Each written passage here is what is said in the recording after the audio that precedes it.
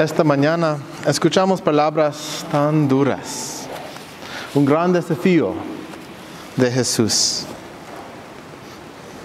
Amen a sus enemigos, hagan el bien a los que los aborrecen, bendigan a quienes los maldicen y oren por quienes los difaman.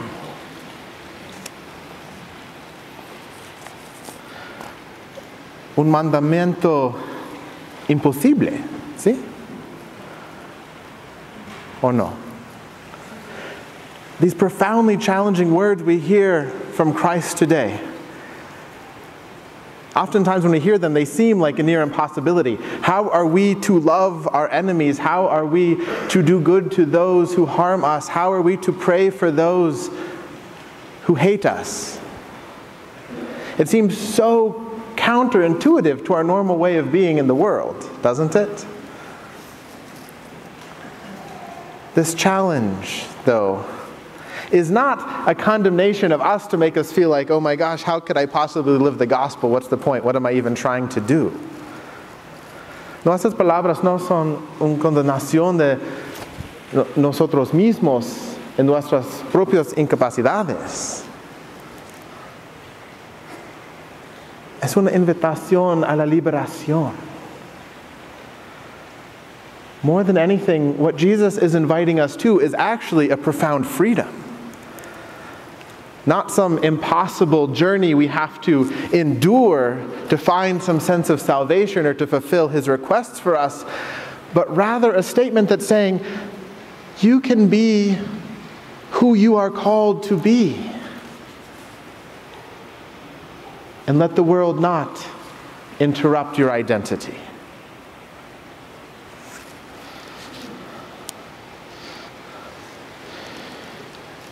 As we come to the close of the gospel passage today, Jesus tells us that we will be children of the Most High.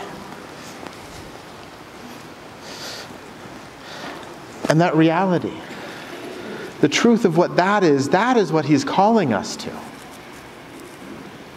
And that truth is not something we earn.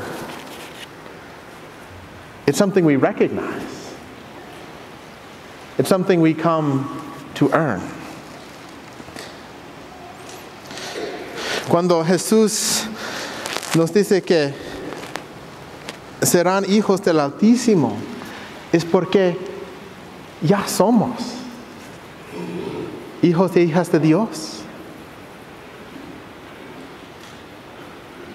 Y por eso es una identidad que Dios nos llama a reflejar al mundo. Y por eso este evangelio es una invitación que rompamos los ciclos de pecados, que vivimos una vida libre, que recordamos que la única cosa que nos defina es el amor de Dios, no las acciones y palabras de los demás o nuestros propios pecados.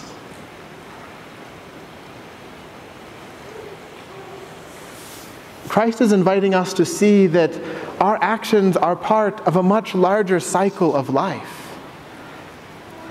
And so often we get caught up in thinking that I exist in response to the world. My words, my choices, my actions, the things that make me me, are in response to everything that's happened to me. That when this person has hurt me, then I must be defined by my pain. And therefore my responses to the world exist because of that. We think that my motivations are driven by what I can trust will happen. Well, will I love you? Well, I don't know. I'm only going to love you if I know you're going to love me back. Will I give this to you? Well, I'm only going to give it to you if I know you're going to repay me.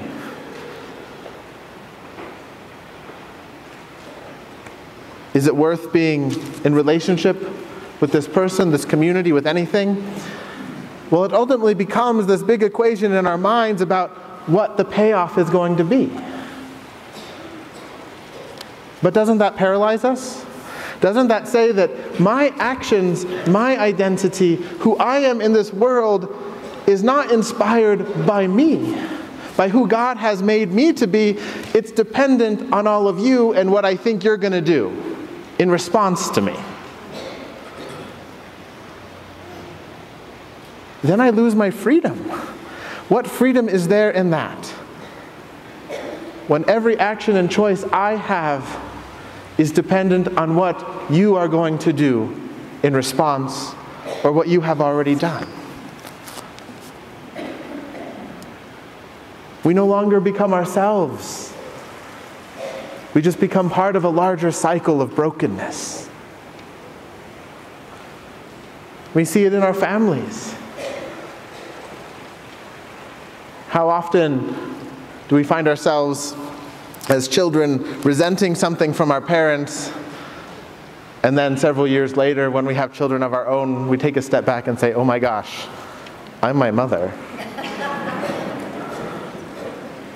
Now sometimes we come to a greater understanding of what that means, and we appreciate who our parents were, but sometimes not. Sometimes those very things that were so painful and damaging in us, we see ourselves acting out again and again. And then we ask, who am I? Things were supposed to be different.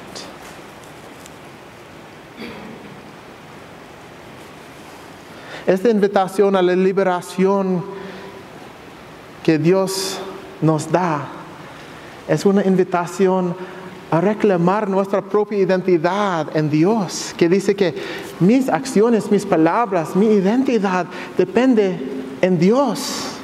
No en el mundo, no en las acciones y los pecados de los demás, no de los pecados de mis padres, de mis hijos. Por eso, cuando amamos bien, cuando damos bien, es porque conocemos quién somos en Dios. Porque conocemos la posibilidad que existe entre cada uno de nosotros. Y por eso, nuestra identidad, nuestras acciones, nuestras palabras, nuestra generosidad, nuestra misericordia, no depende del mundo, de las cosas quebrantadas, de las inquietudes. Depende de la gracia y la misericordia de Dios que Dios nos da en cada momento de cada día.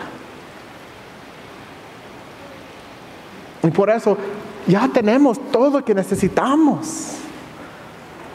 Y por eso damos todo. Y no perdimos nada. Jesus is inviting us to a profound freedom to recognize that we already have all that we need from God in His mercy and in His love. And when we give of that freely, not wondering how it's going to play out in the formula of our minds, not wondering if the other person deserves it, not wondering if I really can love them or not. He's calling us to recognize that we are already held in God and God's love and God's mercy. And if we truly trust in that, then we can give so freely it doesn't matter. We can expend ourselves till it seems like there's nothing left and still discover God's grace is there. It's not an impossible task that Christ is calling us to. It's a joyful reality. It's an invitation to a profound freedom to say, I'm a child of God. No matter what you've done or what you will do, you cannot take my dignity or my identity. That's something I freely give because it was freely given to me. And when we see that, then we break those cycles of sin, those patterns of distrust and hurt and harm. And we begin to glimpse a little bit of the kingdom to which God has called us.